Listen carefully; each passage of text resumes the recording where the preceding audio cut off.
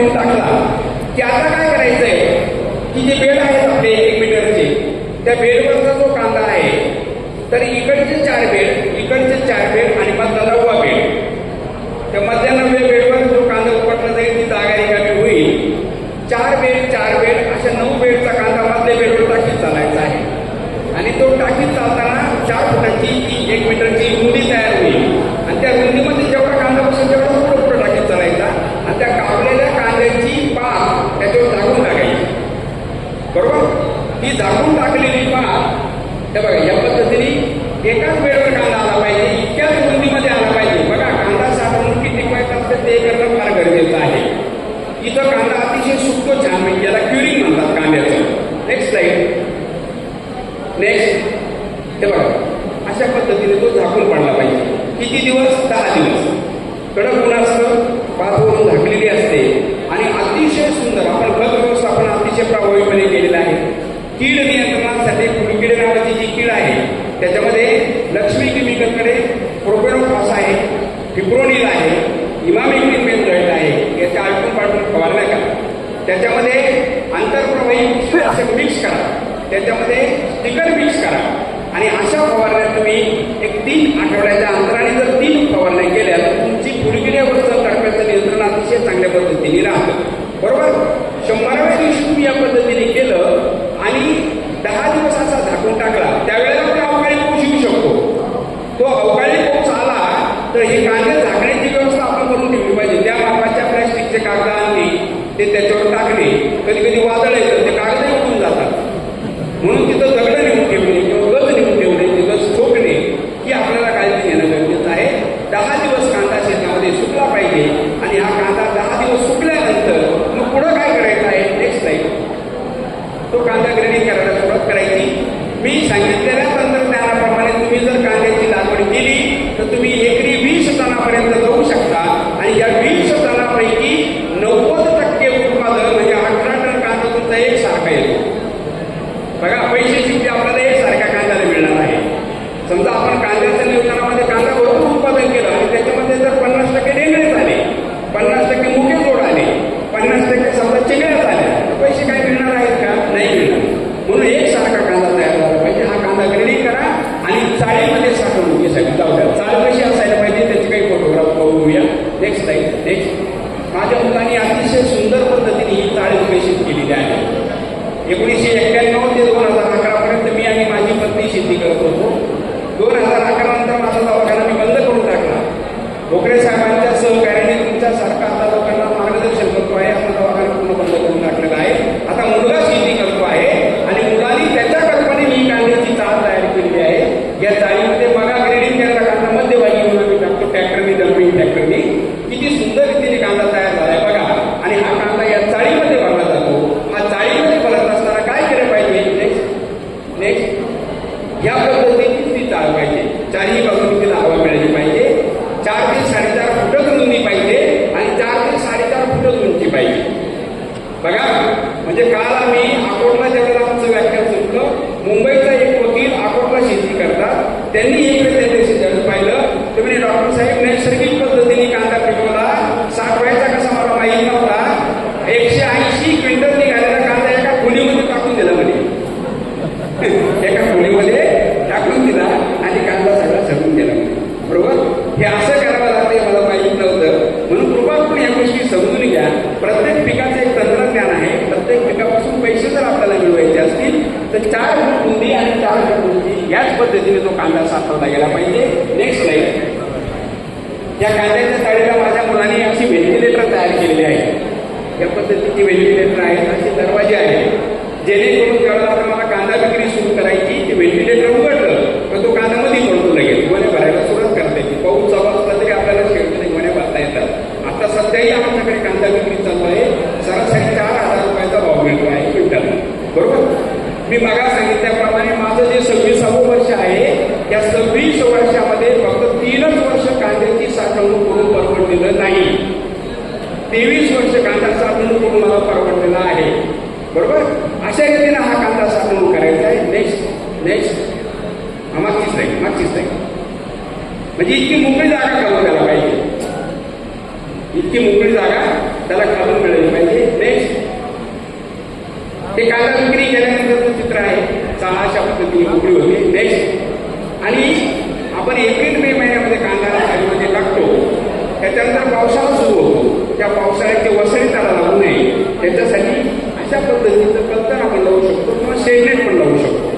त्याचा सगळ्यात मोठा फायदा काय होतो, पाऊस जरी पडला ते शेडनेट ओढलं होतं किंवा एक कल्तर ओढलं होतं, पुन्हा ऊन पडलं का वाढून जातं. याला वर घ्यायची गरज नाही, खाली सोडायची गरज नाही. 40 1 फूट अंतरावर बरोबर लावलेलं असतं. नेक्स्ट छान. मी हरभरा आणि कांदा या दोन्ही पिकांचं तंत्रज्ञान तुमच्या समोर मांडलेलं आहे. हे मांडल्यानंतर तुमच्या मनामध्ये जर काही शंका असतील तर तुम्ही मला विचारू शकता. तुम्ही सर्वांनी अतिशय शांतपणे मग लाईट गेली, इतकं मोठं संकट आपल्या समोर आलं तरी सुद्धा तुम्ही शांतपणे बसला. तुम्हाला सर्वांना खूप खूप धन्यवाद. त्याच्यानंतर पुन्हा लाईट आली आणि माझं म्हणतो तुम्ही शांतपणे ऐकलं.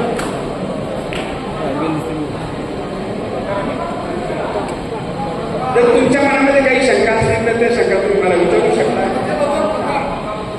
नाही सर, प्लीज प्लीज प्लीज एक महत्वाचा मुद्दा सांगतो. एक माझं आव्हान तुम्ही समजून घ्या.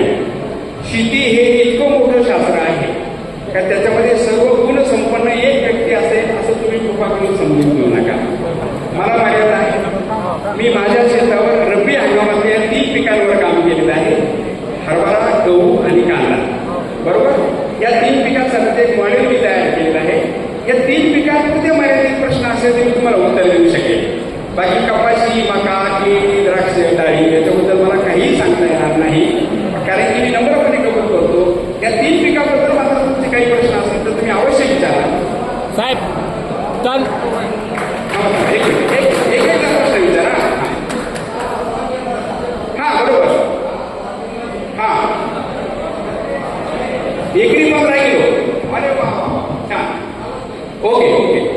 आता फक्त एक करा, तुम्ही त्या हरभऱ्याला बीज प्रक्रिया जर केलेली असेल तर उत्तम. फक्त लिंबोळी पावडर ड्रायफ्रुटला टाकलेलं जर नसेल तर लगेच ताबडतोब ते मिश्रण आता पेरल्यानंतर फुगून द्या. आपण हाताला उगून आलेला नाही, बरोबर. त्याच्यावरती फुगून द्या. हा जो थोडाफार काय अवकाळी पाऊस होणार आहे त्याचा तुम्हाला फायदा होईल. तो अवकाळी पाऊस ते लिंबोळी पावडर ट्रायकोडर्मा ते जेव्हा मिश्रण तुमचं मुळांच्या कार्यक्षेत्रात घालेल आणि तुमचा हरभरा बरोबर वाचेल. चला, अभिनंदन. आणखी कोणाची काही शंका आहे? बरं, हा बरोबर. हे बघा, यांचा प्रश्न असा आहे की 10 वर्षापासून मी हरभरा करतो आहे, कंटिन्युअस त्या जमिनीत मी हरभरा घेऊ शकतो का? तर येस, ते हरभरा घेऊ शकता. परंतु माझा तुम्हाला सूचना अशी नाही, तुमची एकूण जमीन किती आहे? तुम्हाला एकूण जमीन किती आहे? म्हणजे 3 एकराचेच मालक तुम्ही आहात, बरोबर. तुम्हाला जमिनीची मर्यादा आहे. मी तुम्हाला फक्त असं सांगेल की 1.5 एकराचे 2 तुकडे करा. 1.5 एकराचे 2 तुकडे करा आणि फेरफार करायला सुरुवात करा. म्हणजे तुम्ही हरभरा घेऊ शकता. ही हरभरा घेत असताना फक्त एकच काळजी घ्यायची आहे की सोयाबीनवर हरभरा, हरभऱ्यावर हरभरा अशी पिकं ज्यावेळेला आपण येतो त्यावेळेला त्याच्यावर येणारी रोग आणि कीड ही सारखी त्याच्यावर येत राहते. म्हणून मग सांगितल्याप्रमाणे त्या रोग आणि किडीला प्रतिबंध करण्यासाठी जेवढे आपल्याकडे उपाय आहेत ते उपाय सारखे करीत राहायचे. म्हणजे तुम्ही पिकावर पीक घेऊ शकता, बरोबर. तण नियंत्रणाबद्दल काय म्हटले? कशाचा?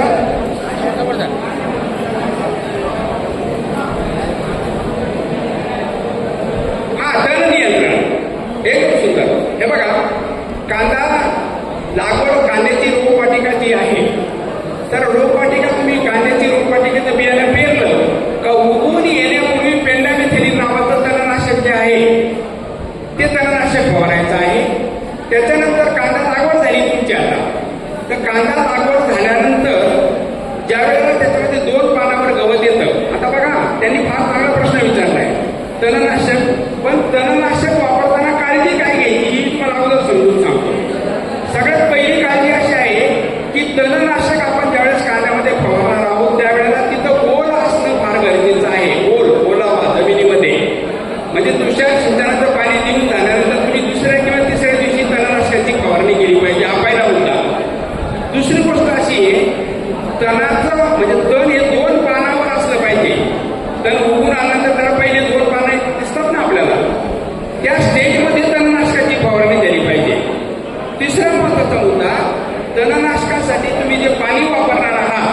ते पाणी नॉर्मल पीएचचं असलं पाहिजे, 7 पीएच असलेलं. क्षारयुक्त असेल तर त्याचा इफेक्ट मिळणार नाही. आणि 2 पानावर गवत आल्यानंतर गोल्ड आणि टर्गा सुपर त्याच्यामध्ये जे काही घटकद्रव्य आहे त्या घटकद्रव्य लक्ष्मी केमिकल्स प्रायव्हेट लिमिटेडकडे आहे. त्याची फवारणी तुम्ही त्याच्यावर करायची आहे 2 पानांवर गवत आल्यानंतर. बरोबर? ओके. लक्ष्मी केमिकलचं सम्राट सुपर नावाने. कोणतं कोणतं आहे सांगा.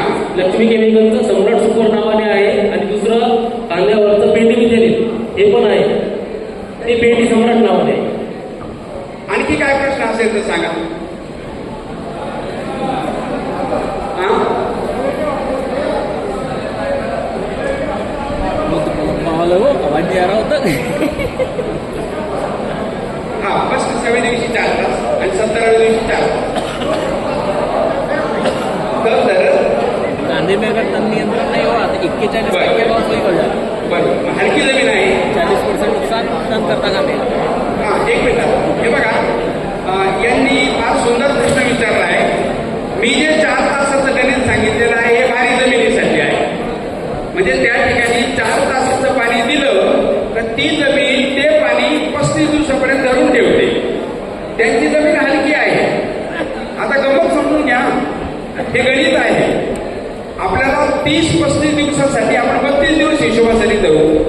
32 दिवसांनी आपल्याला 4 तास पाणी द्यायचं. याचा दुसरा अर्थ काय झाला, 16 दिवसांनी 2 तास पाणी द्यायचं. बरोबर? आता तुमची हलकी जमीन आहे म्हणून तुम्हाला 32 दिवसांनी 4 तास पाणी देता येणार नाही. तर तुम्ही काय करायचंय, 16 दिवसांनी 2 तास पाणी द्यायचे. पाणी त्याला तेवढंच लागणार आहे हरभऱ्याला. तुमच्या जमिनीची पाणी धारण क्षमता कमी आहे म्हणून तुम्हाला एका वेळेला 4 तास पाणी दिलेलं 2 तासाचं लीच होऊन जातं आणि 2 तासाचं पिकाला काम पडतं.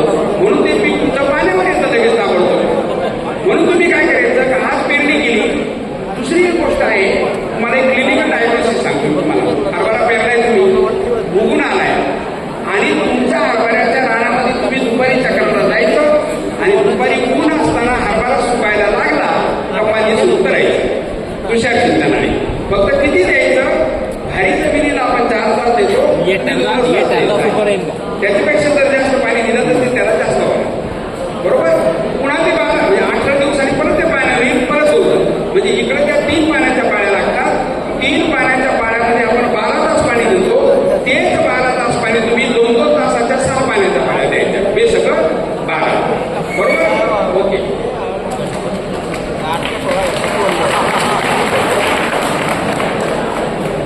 चला समारोप करायचा.